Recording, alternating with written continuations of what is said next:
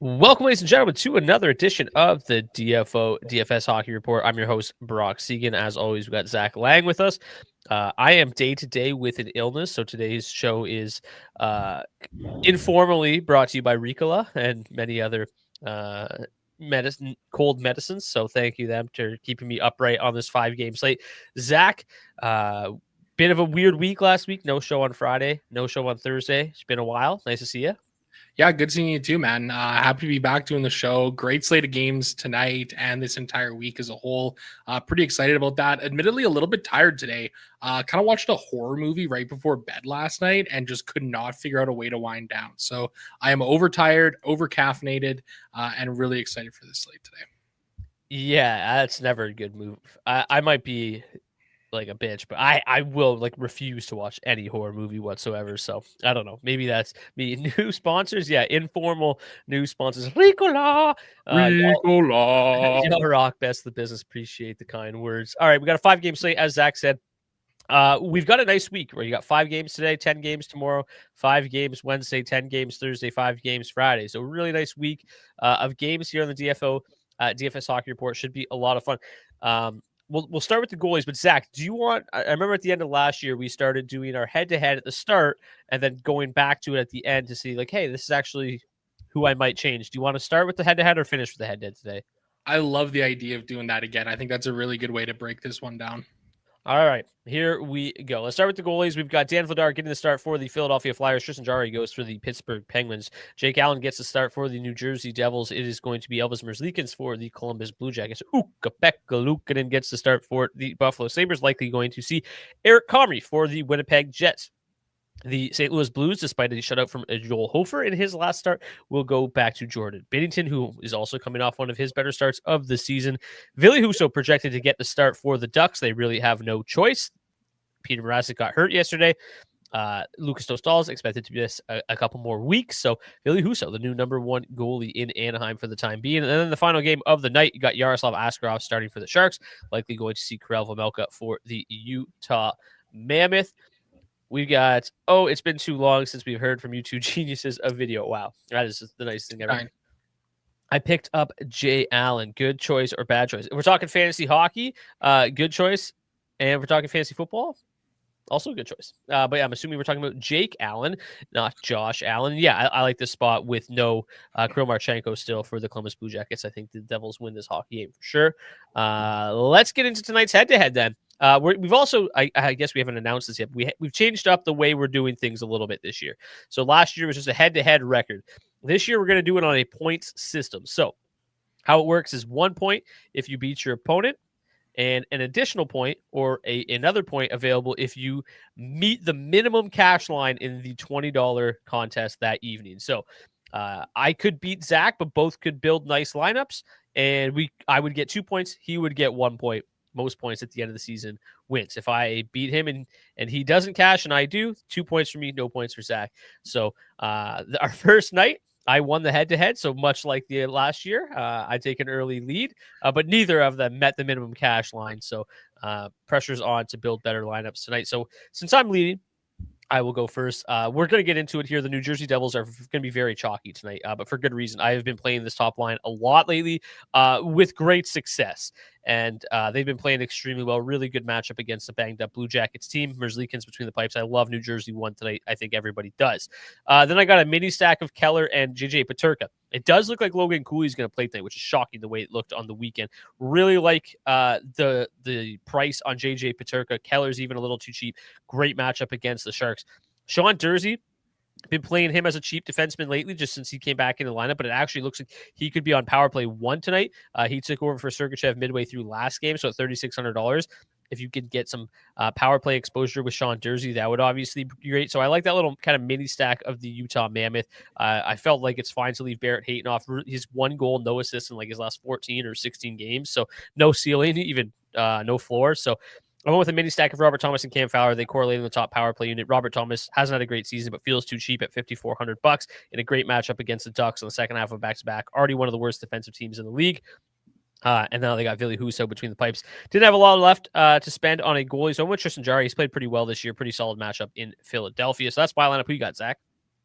Yeah, kind of interesting lineups. I mean, we both got the New Jersey one stack all the way. Pretty easy to get there tonight on this slate. I kind of went with a bit of a jam 'em in approach. Anaheim one, obviously been a line we played a lot of this season. They don't necessarily have the best matchup here tonight or anything like that. But if anybody watches this show with any regularity, you know what my rules are. You stack against the St. Louis Blues goaltender, and I love Anaheim one in this spot tonight. So got a little mini stack of Leo Carlsson and Cutter Gauthier up there as well. On the blue line, we're going with Radko Gudas and Matthias Samuelsson, two guys who just do a lot of shit on a regular basis. Gudas has some correlation there with Anaheim one as well, so I like that spot. We had to get cheap on the netminder tonight. So we're going Yaroslav Askarov, evidently a guy who's been having a great start to his season this year. As I try and pull up the numbers really quickly, quality starts in 63% of his games. He sees a ton of volume, 29.1 saves per hour of ice time. 14.8 goals saved above expected, according to Evolving Hockey this year. It's really going to be a head-to-head, considering you got the Utah stack there going up against my Askarov. I needed a one-off player to fill that center spot. Christian Dvorak, Philly 2 looks like they're in a decent spot here tonight. He's been great as of late as well. I like the way this lineup is looking tonight. All right, there you go. There's our head-to-head. Caught me off guard. Let's get into tonight's slate. We will start with the Philadelphia Flyers hosting the Pittsburgh Penguins. The Flyers are minus 132 home favorites, 3.2 implied total for the Flyers, 2.8 for the Pittsburgh Penguins. We take a look at the weighted team ratings here. Pretty even across the board. The Flyers a little bit better defensively, Penguins a little bit better offensively, and then the special teams have been special for the Penguins this year. They got a little bit of an edge there. So, like I said, I like Tristan Jarry. I like the Pittsburgh Penguins as an underdog tonight. I think this is a good spot. But the Flyers have definitely been playing well. In terms of the matchups for this one, very low event game, lowest event game of the night. Not really surprising with the way the Flyers really like to lock things down defensively. I've said recently that their defensive numbers are deteriorating a little bit, but they're still a pretty solid defensive team overall. As you saw at the start, still grading out in the top half of the league. So not a terrible, still a good defensive team. Terrible matchups for the Pittsburgh Penguins. A pretty good matchup for Pittsburgh or Philadelphia 1, excuse me. So it's always kind of confusing who Philadelphia 1, who Philadelphia 2, who Philadelphia 3 is. We got the Noah Cates line listed as Philly 1, Dvorak, Zegras, Tippett as the second line, and the Couturier Mishkov trio as the third line. So it's the Cates, Forrester, Konechny trio that has the best matchup in this game, followed by the Couturier line. Owen Tippett's really been the guy that's been red hot for the Philadelphia Flyers as of late, but Forrester has been playing pretty well. The problem is Philly 1's offensive metrics are just disastrous. They're still really good defensive line, but the underlying metrics as a forward group are really, really poor. The second line is their best offensive line, or one of their better offensive lines, but just not don't have a great matchup tonight. And then Philly 3, you could maybe get to a little bit of Mishkov tonight, but I just don't feel great about the Flyers as a whole in this contest. I really don't. Nobody really grades out tremendously well in this game. I do think that despite what the charts say and what the matchups say, I do still think I'll probably get to a little bit of Pittsburgh just because of this power play matchup tonight. It's a power play that's been unbelievable going up against PK that's played pretty well. But this top power play unit for the Pittsburgh Penguins, I think, is kind of the only route that I'm going to get to in this game outside of some mini stacks or some one-offs. So yeah, you got Crosby, Rust, Carlson from that top line. Then you got a little bit of the second, a little bit of the third line on there as well. So I think this top line makes the most sense just with Crosby and Rust. Obviously, they're kind of their best line, even in a bit of a tough matchup. Kevin Hayes is also, helps keep that price tag down. He's been pretty solid. I think what's he $2,800 tonight? He's up to $3K. Sorry. So yeah, they're relatively inexpensive. Matchup isn't great, but I think that's like the one spot I'm kind of interested in playing. Like I said, I think there's some one-off opportunities here, just the way Owen Tippett's been playing. His floor has been really good at 4,400. I think Tyson Forrester's a really solid floor play as well at 3,700. Mishkov at 3,500. Like, I might get to some one-offs of the Flyers, but I'm not really that interested in full stacking. I think one other wrinkle to add to the mix here for the Philadelphia Flyers is they did shuffle their power play units around, which as you see on the power play report, doesn't mean much. It's basically a 50-50 split. So there's no real hey, this guy's PP1, this guy's PP2. Doesn't really matter. But Emil Andre's been playing pretty well as of late. He gets a little bit of additional power play usage potentially tonight. I think he's kind of an interesting value. One-off, like maybe you mini stack him with Tippett or mini stack him with Mishkov. You could do the same thing with York, who's been playing pretty well and has been pretty popular lately as well. So that's how I feel about this game. Not, going to be over the field. I don't think on this one. I think there's just much better spots on this slate. I do think both goalies are pretty interesting. Vladar has played extremely well this year. I've played him a lot, $7,900, but I do like the value. You get 7,500 for Jari. So Zach, how do you feel about this game? Like, I'm a little surprised that there's this much ownership coming in on this game. I think it's probably has a lot to do with the fact that there's a lot of value in this game. Nobody's very expensive outside of like Crosby and Rust. So I'm assuming people are clicking on this one for the value and the value alone. But like lowest event game on the slate by a pretty wide margin. Yeah, 100%. I think I kind of agree with you on this game here. Like, I don't really have a lot of interest in full stacking this Philadelphia side. I think there's some interesting one-off pieces, like you mentioned. I'll probably get to a little bit of Philly 2 and Philly 3. Philly 2, at the very least, they've been productive as of late. There hasn't been a super great floor for that second line, but I think the upside is certainly there for them to pop off offensively. They need it through goals and assists, not through the floor. The Pittsburgh side of things, I agree with you here. Like, I've got some interest in full stacking Pittsburgh 1. Evidently, you've got that power play correlation there with Brian Rust and Sidney Crosby, but I think attacking the power play is kind of the way to go. Don't mind some Ben Kendall one-offs, even though 4K is maybe a little bit more expensive for him than I'd want it to be right now. I'm okay mixing in a little bit of Malkin as well with maybe a little bit of Mantha too, but I don't really have a ton of interest in full stacking from this game. I think it'll be mini stacks from the Philly side for me at most, and then, a little bit of Pittsburgh 1 and some power play action for sure.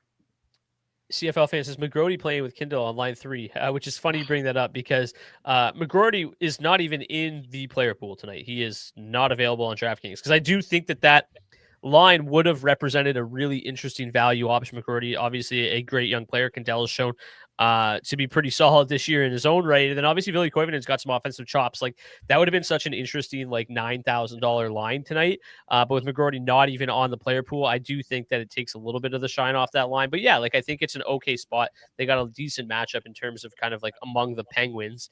It grades out among the best of that top 9. So I think they would have been interesting if DK had him in the player pool. You said that it was I don't even remember what you used, the word you used. I think it was war crimes, something along those lines. A little bit too serious, but yeah, I think they just kind of, whenever a player gets sent down, they like eliminate him from the player pool, and it usually takes like one game before he's back up in the player pool, or they need like 1 day's notice before he gets back up. So that's kind of unfortunate. And I was thinking the same thing as Darren. Sounded funny when you said going up against my Askarov earlier, which I did make a face about it. I thought it was actually quite humorous, but yeah, I mean, we're 30-year-old men here on the show. Sometimes it gets, sometimes can get a little childish, I guess. So let's get to game number 2 here. The New Jersey Devils hosting the Columbus Blue Jackets. Take it away, Zach, on the chalkiest game of the night. I believe it was malpractice is what I called it for the lack of Rutger McGroarty.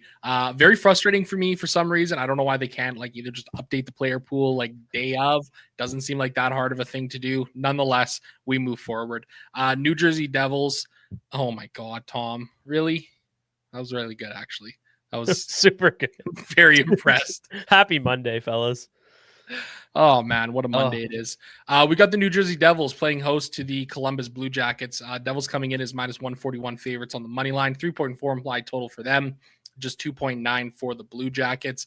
Two middle-of-the-road offensive teams, two defensive teams that are kind of really struggling as a whole. But when we take a look at the line stacks here in this game tonight, it's pretty clear where to go.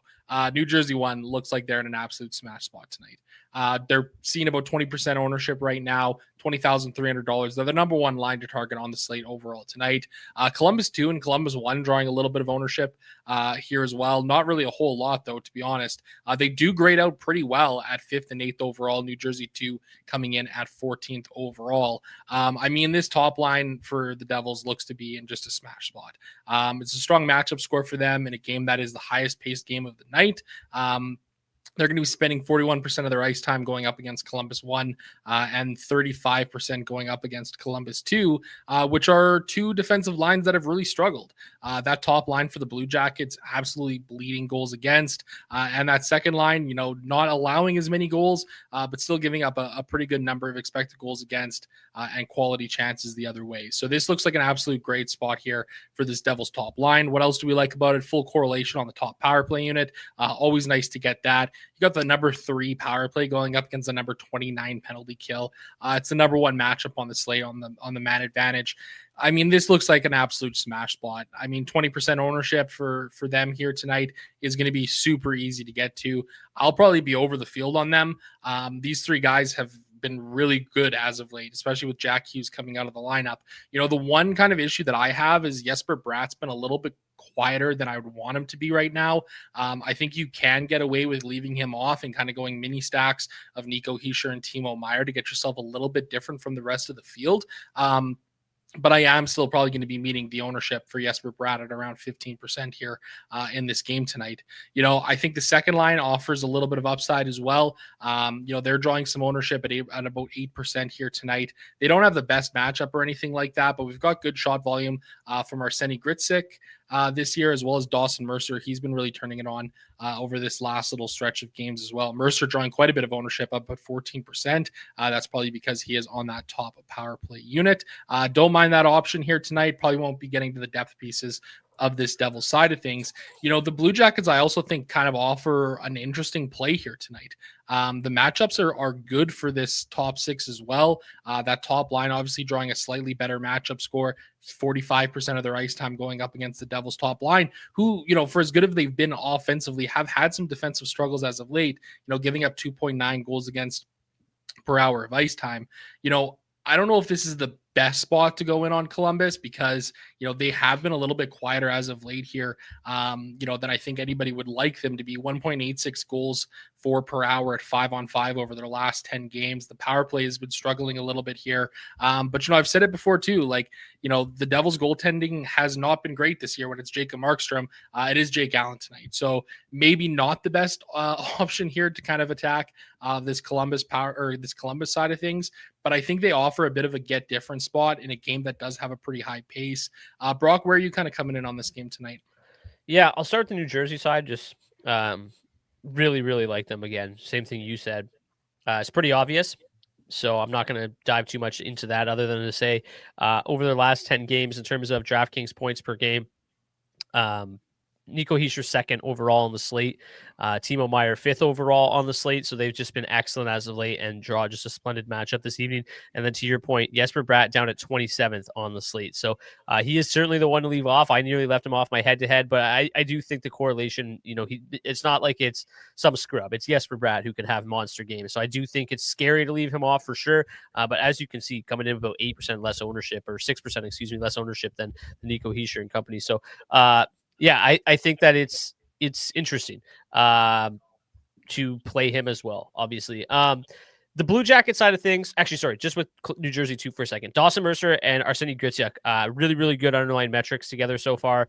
Not quite as good as New Jersey 1, but solid, a solid foundation as well. And I think if you want to get exposure to the Devils tonight without paying or eating some of that New Jersey 1 chalk, I do think that this New Jersey second line really offers a nice pivot option. And I do think Gritsyuk's shot volume really helps the floor. And I think that they're a pretty solid line to get after tonight as well.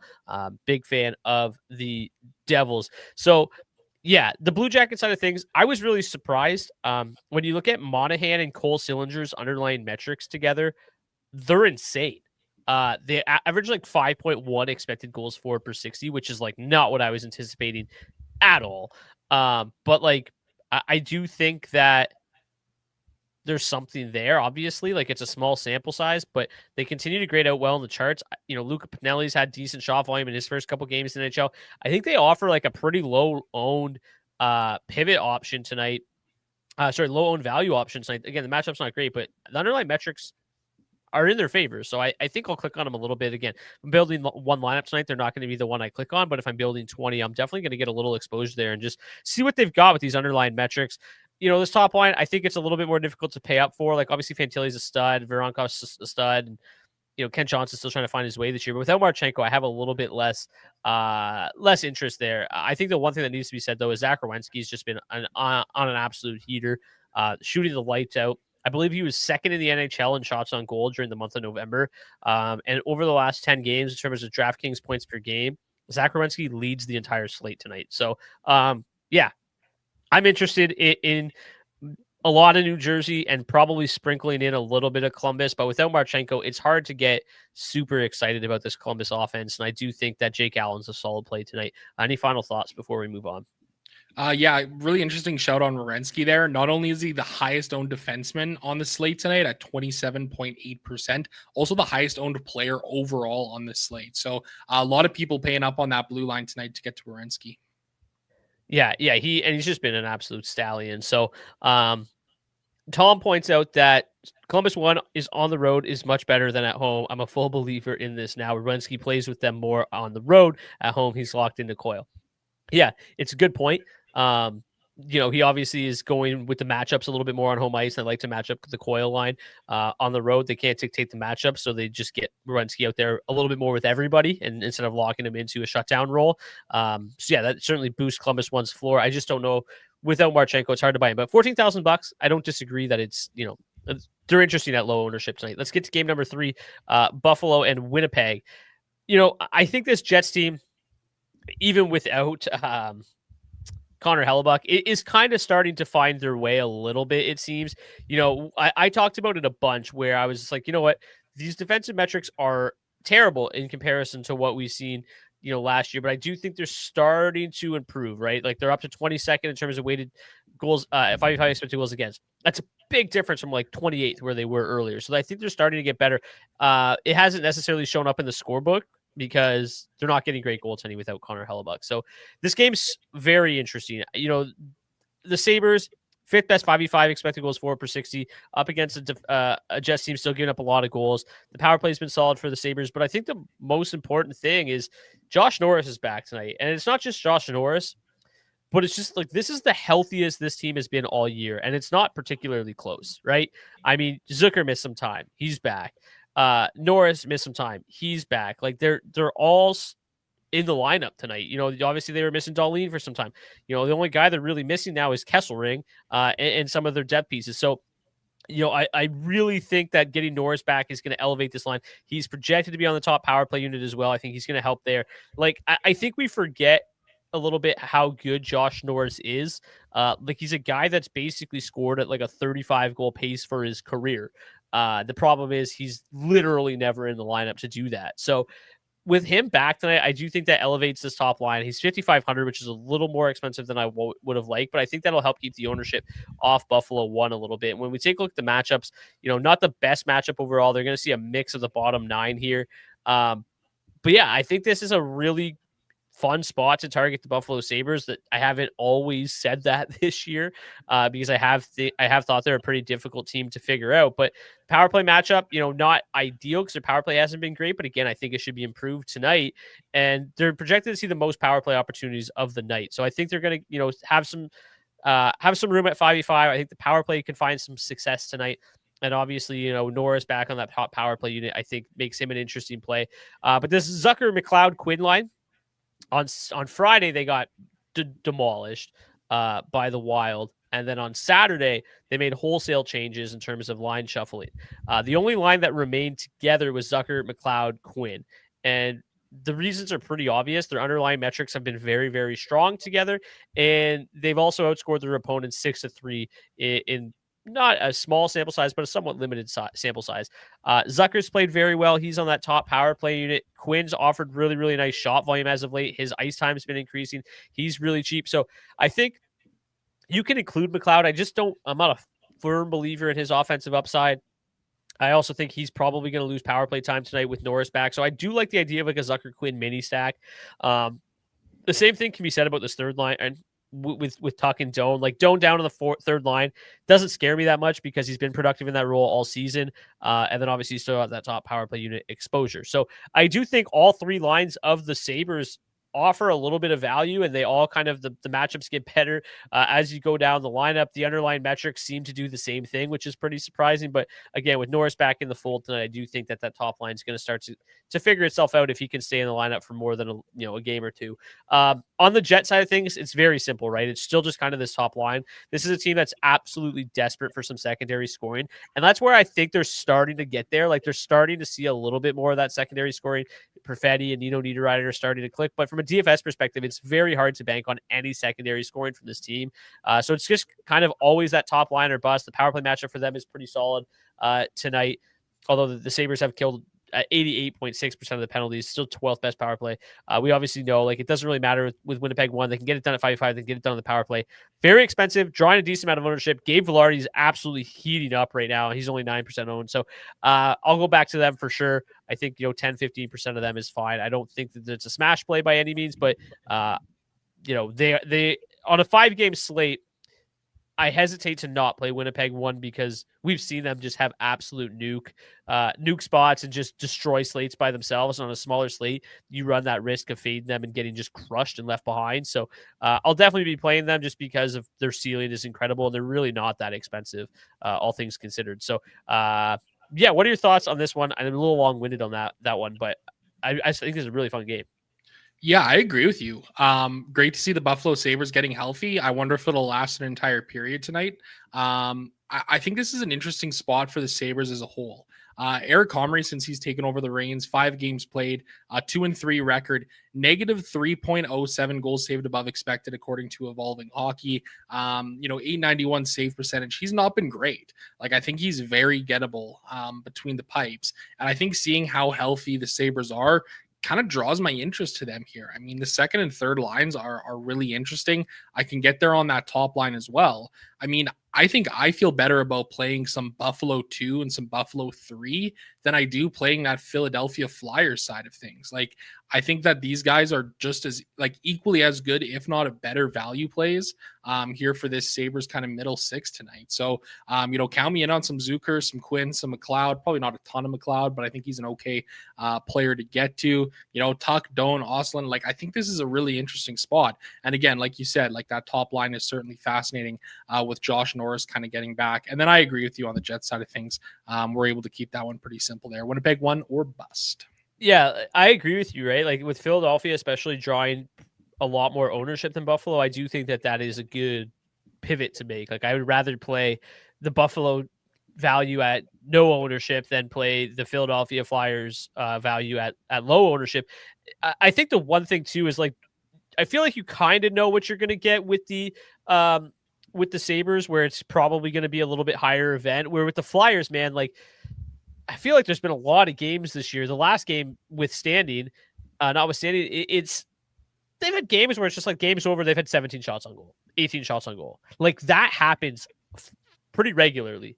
And you run that risk with those Philadelphia Flyers where it's just they have one of those kind of stinkers and it's just okay. But I will say offense has been humming for this Philadelphia Flyers team as of late. They've won 5 of their last 6. They've scored 3, 6, 0, 4, 4, and 5 goals during that stretch. So the offense is starting to come around. And I think that maybe when I say that we've seen their defensive numbers deteriorate a little bit, it's maybe just because the offense is creeping up a little bit and they're playing a little bit more wide open. I believe their last game against the Devils, the shots were 34-34. So they gave up 32 shots and they had 31 shots of their own. So that is not typical Flyers hockey this year. But let's get to St. Louis and Anaheim. Yeah, moving on to an interesting game here tonight. We have got the Blues hosting the Anaheim Ducks. -147 favorites. The Blues are 3.4 implied total for them, 2.8 for the Ducks. Anaheim 1-2, grading out with the best line stacks here in this game. Anaheim 1 coming in at number 3 overall. Anaheim 2 coming in at 7th. St. Louis 1 looking like they're in a bit of a better spot than they have recently. 9th overall. St. Louis 2 coming in at 17th overall. Taking a look at the matchups in this one, looks like a tremendous spot for the St. Louis Blues. Relatively high pace score, 97.4, third highest on the night. You can pretty much just call it a tie with that Sabres Jets game, though. 100% matchup score here for St. Louis 1. St. Louis 2, excellent matchup score as well. I still don't feel good about getting there. I understand, I think part of why we're seeing, 11% ownership here on St. Louis 1 tonight. Obviously, the matchup score is tremendous. The goaltending is probably what's really driving people here for the St. Louis Blues. Obviously, who's so likely getting the start or unconfirmed, at least at this point in time, but looking like the guy. I think that's a reason why people are kind of going towards this St. Louis side of things. I just don't know how much I can really get there. I mean, when you look at the line stats for this top 6, I mean, they're just not doing anything out there. This is a St. Louis team that is just trying to choke out the opposition here. They're trying to play as low event hockey as they possibly can. They're not generating a whole lot at 5-on-5 in terms of quality chances. They don't have a lot of shot volume or shot attempt volume to speak of. Their power play has been, pretty much abysmal all season long. I mean, I think I'll get there a little bit just because of Husso getting the start. I think this is a game where they could very well find themselves playing from behind. Offensively, Anaheim has been a powerhouse this season. Granted, the expected goal against numbers for St. Louis as a whole, pretty solid, sixth overall here in the league at 5-on-5. I just don't know, man. I still have a hard time really getting behind the St. Louis side of things. Like, I think playing some parts of this team is okay. Like Kyrou Thomas, I think, is fine on that top line. Maybe a little Buchnevich, Dvorsky on that second line. I mean, Dylan Holloway, a fine one-off option on the third line. But, I don't know, man. I just don't feel great about stacking this St. Louis side of things. And what's interesting is we're also seeing Anaheim drawing a pretty good amount of ownership here. Anaheim 1 coming in with 12.2% ownership. Not a whole lot needs to be said about this Anaheim Ducks team offensively. They've been tremendous. Troy Terry getting left off of most of the stacks there. With Carlson and Gauthier drawing more ownership. So, full stacking this top line for the Ducks is kind of an interesting way to get yourself a little bit different if you're trying to get over the field on them, including a little extra Terry there. The second line, I don't feel as good playing. Beckett Seneke has been solid, yet unspectacular as of late. Chris Kreider and Mason McTavish, just no floors to speak of for either of these guys. So, I guess it's kind of a convoluted way to say that I don't really know where to go a whole lot in this game. I feel good about Anaheim 1. That's probably a line I'm going to be over the field tonight. I just don't know what to do with the St. Louis side of things, man. Like, the underlying metrics for these guys are just continuing to struggle. But it's kind of difficult when you look at who they're going up against in the other crease tonight. Where do you kind of come out on the St. Louis Blues side of things? Because I think it's one of the more fascinating spots to look at on this slate. Yeah, without question. I think Jim kind of stole my point here. This is exactly what I was going to say. I do think that the ownership here is more of a bet against Anaheim's defense than it is betting on St. Louis's offense. And that's exactly it for me. This is a Ducks team that I think has almost embraced it. The offense has been good, but they give up so many odd man rushes, and it's just they're like, yeah, we're going to score goals. We don't really give a shit what it looks like defensively. It honestly feels like they've just embraced this very high event, super fun hockey. Like, you just look at yesterday, 3-0 lead in the first period. Most teams just back up the bus, park the bus, shut it down, win the hockey game. No, they give up 5 consecutive goals, lose 5-3. That's just Anaheim Ducks hockey right now. They can score, but defensively, they're a disaster. And they're 32nd in 5v5 expected goals against. The goaltending with Husso is probably not going to be great. Second half of a back-to-back. So, yeah, I think this is a great spot to play the Blues. I think most teams that are playing the Ducks should be higher owned than the Blues are tonight. But obviously the field is having the exact same issues that we are, trying to figure out who it's going to be. And I mean, it makes perfect sense. Let's just take a look here at this chart. Why can't I make it bigger? Not really sure. Let's refresh it. See what happens. Okay. Let's make it bigger. This is the Blues lately in terms of DraftKings points per game. It's just nothing really happening. Who is the best play from this team? Right now up front, it's been Dylan Holloway. He's on the third line with Nick Bjugstad, Matthew Joseph. So he's a one-off play at best. I think you have to look at Jordan Kyrou as one of their better offensive drivers. Playing with Robert Thomas, I mean, relatively inexpensive. I think it's pretty simple to just look at them and be like, that's my favorite option. Just because you would imagine that the offensive upside with those two would be greater than anybody else on this roster. But this year hasn't been great. 2.25 expected goals for per 60. Not great. I will say they've given up 0.77 expected goals against and 8 scoring chances against per 60. So maybe steal a little bit of my interest away from playing the Ducks side of things tonight.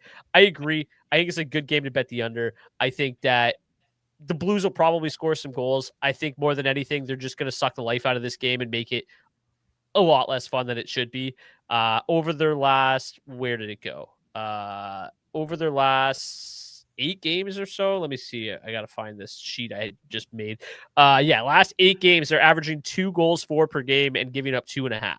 So 4.5 goals per game between the two teams in their last 8 games. Just nothing is happening against them. So, I think, again, kind of a long-winded way to say, like, I guess I'll play St. Louis 1 reluctantly, but it makes sense. Take a look at the power play report here. They have the second best power play option or stack tonight. The problem is they really like that kind of balanced look, right? 50-50. So, you've got Thomas on a different line or a different power play unit than Kyrou. You've got Buchnevich and Dvorsky together. They're together in a line, right? Yeah. So, like, I guess you could mini stack them a little bit. Kyrou, Neighbors, Falk. Like, I think there's some avenues to get to the Blues tonight. I put it this way. I will not be shocked if we come here tomorrow and the Blues were optimal tonight. Won't be shocked at all. I just don't know who it's going to be. It's like 1 of 18 guys, 2 of 18 guys is probably going to have a great night, in my opinion. Yeah, I agree with you. Like, I think that's the hard thing here with St. Louis is it kind of feels like you're throwing darts and not really sure where the bullseye is.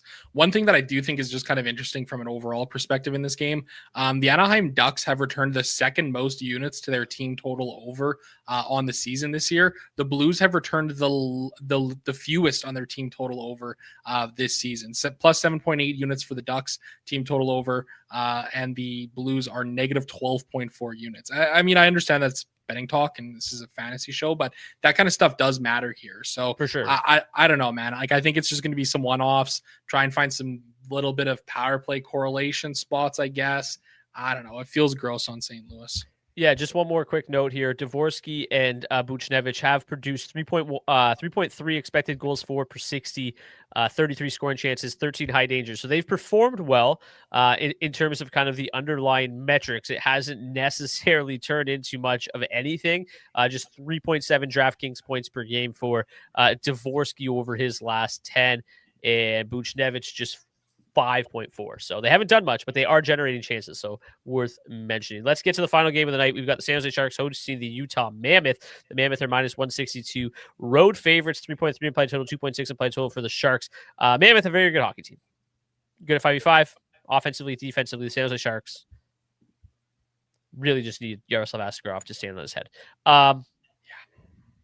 This is bad. This is very bad. I think a lot of like that early season or even just early November mojo that they had going is starting to wear off a little bit. I will say they played the Golden Knights pretty tough the other night. I will say, like, the way that Utah plays and does, tend to suck the fun out of the game a little bit. I do think this is going to be a lower scoring game possibly. But it doesn't, it's not lost on me that Utah has just been also slate breakers this year. So with this matchup, I think that mixing in Utah 2, Utah 1 is certainly, what you need to do. I think the way I look at it, as much as I always look at it, is it's a brutal matchup for the Sharks. I'm not going to pay $7,700 for Celebrini, especially at 20% ownership. I think that I'm starting to come around a little bit on the Bedard stuff, right? Like, he just won't stop and can't stop seemingly, and it's just on a night-to-night basis, just dummying teams, and at least his underlying metrics are solid, where it's just not the case for Celebrini. So, again, not a hater by any stretch. I just don't think it's sustainable. I'm probably not going to get to much San Jose at all. Obviously, Karel Vejmelka would make some sense, but I do have just huge volume concerns there.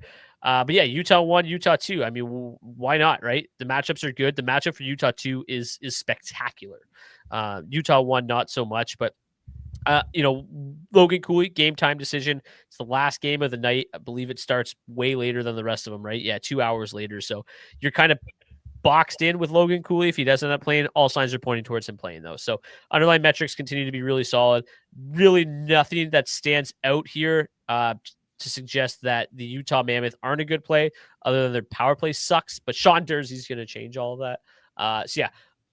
I said a lot of what I wanted to say at the start of the show about Utah. I like Utah 1. I like Utah 2. I like Sean Durzi. I like a lot of this Utah side tonight. But I won't be surprised if this is like a 3-1 Utah win where it's pretty low event. Yeah, I agree with you. I mean, I'm fine getting to some ownership here on the Utah Mammoth. It looks like a great spot for them tonight. You know, Askarov definitely a concern. Not somebody that I'm hoping has a bad night tonight, but it's certainly in the realm of possibilities. I'm fine getting the ownership here on this Utah side of things. You know, San Jose, like I'll probably mix in some Celebrini and Will Smith. That'll probably be the extent of my Sharks ownership. Fun fact for you, Macklin Celebrini is the third highest owned player on this slate tonight. He's drawn a lot of ownership. In 4 games played against Utah in his career, he's got 4 goals and 6 points, 1.5 points per game. So evidently he loves going up against them. I think that's probably part of the reason why he's drawing so much ownership at $7,700 tonight. But yeah, I agree with you. I'll be getting some ownership here on this Utah side of things tonight for sure. You know, that third line, great matchup score tonight, great line stats. Could be an interesting little punt option there as they're back together. Okay, more fun facts. I don't think the Ducks have beat the Blues in 2 years for what it's worth. It's been way longer than that. They were 0-3 against them last year, lost 7-2, 4-3, and 6-2. So that's 3 in a row. The year before that, they lost 3 in a row, lost 6-5, 4-2, 3-1. So that's 6 in a row. Then the year before that, they lost 3. That's 9 straight. They lost 6-3, 3-1, and 6-2. So they've lost 9 consecutive games. And then if you go back to 2022, they lost in April, one of the last games of the season. So they've lost 10 consecutive games to the Blues. They have not beaten them since December 12th, 2021. Sounds like the Ducks are due. Yeah, or the Blues, man. It's just like 100% Jordan Binnington tonight. Maybe. That is fun. I did not know that, but that is fun. Trend is your friend until it ends. This is true as well. But yeah, those are always fun to talk about. Like 10-game losing streak against a specific team. It's not like the Blues have been world beaters during that stretch. No. Like it's a funny kind of anomaly. That means go all in on Anna. Yeah, I agree. Interesting trend there. Okay, any final thoughts on this game before we get to the defensemen and the goalies? No, let's take a look at some of these blue liners. All right, I went to the wrong tab. Let's get to the defensemen. Okay, standing out, Philip Broberg has been splendid as of late. Really, you know, in what looks like, you know, a game where the Ducks like to play high event hockey if the Blues allow that to happen. Broberg has been blocking a ton of shots lately. So I think he makes some sense. Justin Falk, I think, makes some sense. I think Cam Fowler makes some sense. I like those Blues defensemen. They're pretty cheap. Rowensky, obviously a stud play tonight. Simon Nemec just remains too cheap. Dougie Hamilton, though, is the PP1 guy still. Luke Hughes, PP2. I like both, you know, all 3 of them. I think they make a lot of sense this evening as well. Emil Andre, I pointed out $2,600. I think he's solid for sure. Sean Durzee's probably my favorite defenseman. Shocked that he's only $3,600 and shocked that he's only 7% owned tonight. In terms of guys that have just been producing elite floors as of late that are cheap, Radko Gudas, $2,800. Ivan Provorov, $3,700. Matthias Samuelsson, $3,500. Dante Fabro, $2,500. Simon Nemec, $3,800. John Klingberg, $3,300. Pavel Mitnikov, $2,500. And then Broberg as well. I named a lot of them. I probably stole a lot of your thunder here. Anybody that I missed? I think you covered them off pretty well. I mean, I think it's interesting how low ownership, relatively speaking, the Blues defensemen are taking in tonight. Like at most 7.5% ownership. I think that's a spot where I'm going to get over the field is on St. Louis is probably through the blue line. I feel a lot better about playing guys like Broberg. You know, Cam Fowler, I think, is in a great spot tonight. Parayko, Justin Falk. Like, I'm more comfortable getting to some of these guys than I am the forwards. One interesting thing about Cam Fowler, you want to talk about revenge game narratives? 3 games played against the Ducks since he left them. He's got 4 assists in those games. Loves putting up points against his former club. So I think he's a guy I'll definitely be getting to tonight. You know, in terms of some other guys doing a lot of shit, like I think Gudas is a good play at $2,800. Dante Fabro at $2,500 minimum price, still a solid option as well. So just a couple more names to throw out there. Yeah, I think it's a good point of the Blues. Like I brought up that chart earlier showing like who's been scoring points, and a lot of the top end guys have been their Blues players because it's just getting there on floor, not so much on actually scoring hockey goals. Okay, let's make this a little bit bigger. Talk about some goalies. Before we get to that, permission to drop Braden Point? Absolutely not. Please do not do that. Trade him. Yeah, I've been trying to buy low on him in a couple leagues, and like it's like everybody that I talk to, like for daily face-off, wants to drop this guy, but in all my leagues, nobody wants to trade him to me. It's really getting frustrating. Okay, I think Jake Allen's a good play tonight. I do think that this is he's going to see a decent amount of volume coming off a great game the other night against the Sabres. I think he had like a 42 save shutout. I do think it's a Blue Jackets team that's going to struggle a little bit to score, or continue to struggle a little bit to score without Marchenko. So I like Jake Allen. It is obviously an expensive price tag. Paying up for Vermelka, I think is fine too. Like highest implied win percentage, but again, huge volume concerns there. So, Allen at least I think is going to see a little bit more volume, despite maybe being a little bit of a riskier matchup. Binnington all in. They've won, I think, what is it, 100 in a row against the Ducks. So there's no way he loses tonight. So Binnington 7,800. Ukko-Pekka Luukkonen feels very risky. He grades out well, but I don't really think I'm going to get there. Same with Comrie. I think it's a really high-paced game, not a great game environment for goalies, in my opinion. On the flip side, though, I do think Vladar and Jari make some sense. Jari's been playing extremely well. Vladar's been playing extremely well. The price tags are reasonable. I think Askarov makes sense, like from a game theory perspective, right? Like the volume should be huge, and I think like as funny as it is, like Utah has had these like crazy slate breaking nights, but they've also had a lot of just shit their pants, disappoint you nights. And if that's the case, and San Jose wins 3-2 tonight, I think Askarov can certainly be the optimal goalie this evening. So drawing the highest ownership, $7,200. I think he makes a boatload of sense, but there's obviously the way, it can go definitely sideways for him. Who do you love tonight? Why is it Yaroslav Askarov? Yeah, $7,200. Just a nice price point for him tonight. He's going to see a lot of volume. So, what you're kind of hoping for is like at worst 3 goals against and the save bonus. That would be absolutely a nice route to go. Mm-hmm. I think I'm okay playing some Binnington tonight. I mean, the numbers on the season as a whole kind of scare me. It does feel like he's strung together some better games as of late. He's 4-1-3 in his last 8 starts, 899 save percentage over that time. Slightly better numbers than he's had on the season as a whole. I think Jake Allen is a fine play at $8,400. Definitely a guy you have to pay up for there as the most expensive tender. UPL feels pretty gross to me. I'm okay with Askarov. Probably get some Vladar. Pay down. Like I also think that Jari is a fine option tonight. He has been better than I think a lot of people have given him credit for so far this season. Yeah, he was basically taken out to the pasture there started last year. So it's been a nice bounce back for him. Obviously, struggled a little bit against the Maple Leafs last game, but prior to that, he's been pretty decent so far this season. 912 save percentage in 9 games before that Maple Leafs game. Let's get to the hat trick pick challenge.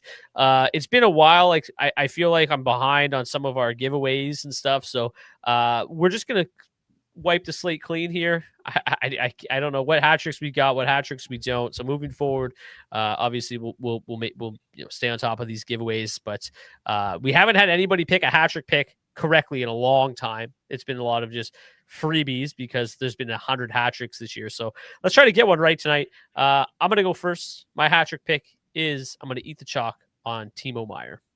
Nice, solid choice. I'm gonna go with Cutter Gauthier. Nice. Very nice. If you want to participate in tonight's hat trick pick challenge, drop your hat trick pick in the comment section of the video on YouTube. If your player scores a hat trick, we'll get you a $25 gift card to Nation Gear. You can pick up a DFO sweater like this beauty here. Just arrived in the mail for me yesterday. So thank you to Nation Gear for that. If you want to get $20 off your first month of Roto Grinders Premium, you can click the link in the description of the video on YouTube to get that. Shout out to them for providing projected ownership for today's show. If you want to get 20% off Action Network Premium, there's a link in the description for that as well, as is the link to the DFO DFS Discord where these charts are posted, where you can come and chat with us and get some lineup building techniques. And if you're torn between 2 players, we'll usually help you out and let you know who we would play. So yeah, come on in, join the fun. And Zach, before we go, if you could change anything about your DFO head-to-head lineup, what would it be? I don't know. I don't think I would change anything, honestly. I still feel pretty good about the spots that I got to tonight. Maybe try and get a little bit of a better correlation spot between, that spare center I have and a defenseman. But Gudas and Samuelson, I like them both as plays tonight. I think Dvorak's a fine one-off option. So I think I'm going to hold tight. I like where I went with my lineup. Yeah, I feel pretty similar as well. Like I don't love Cam Fowler. I think the only reason I don't mind him is at $3,200. You don't need a lot. obviously the correlation with Thomas is fine. I think the one kind of route you could go, like we talked about, potentially leaving Jesper Bradoff. I don't love the idea, but you could go to like Jordan Kyrou, so Jesper Bratt, upgrade the Fowler player, upgrade the goalie play. So just kind of some options that I would probably tinker with a little bit and see how I feel about those, because leaving Bradoff definitely scares me. And I think that playing him tonight is something I want to do a lot of, because it's not like, again, he's no scrub on that line. He is a star. So, all right, that is going to do it. Somebody said they want Alex Wenberg in the live chat for their hat-trick pick. Just make sure you're dropping the hat-trick picks in the comment section, not the live chat, if you want to participate that way. And go back and look who's there. Thank you guys so much for tuning in. 10 game slates more. We'll see you back here then. Until then, cheers. Cheers.